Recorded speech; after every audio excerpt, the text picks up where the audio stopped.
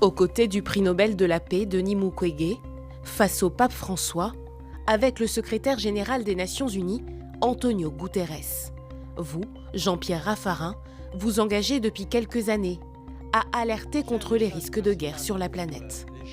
Depuis 2017, vous présidez l'ONG Leader pour la paix que vous avez fondée avec une vingtaine de personnalités politiques et diplomatiques.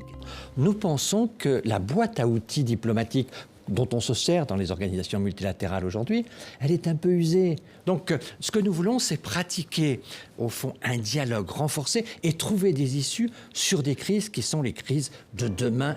La diplomatie, les relations internationales ont toujours fait partie de votre parcours politique. Un pays en particulier attire votre attention, la Chine. Vous la découvrez dans les années 70, au cours d'un voyage avec la jeunesse giscardienne. Depuis, vous vous y rendez régulièrement, et particulièrement ces dernières années. Vous avez été représentant spécial du ministère des Affaires étrangères pour la Chine jusqu'en 2020. Des voyages fréquents qui vous ont permis de nouer des relations particulières et qui vous ont valu d'être décoré par Xi Jinping en 2019 de la plus haute distinction chinoise réservée aux étrangers, la médaille de l'amitié. Une amitié qui vous avait déjà été reprochée lorsque vous étiez Premier ministre de Jacques Chirac. C'était en 2002. La plupart des Français vous découvraient alors, vous qui avez occupé plusieurs mandats dans votre Poitou-Charentes natale, comme votre grand-père et votre père avant vous.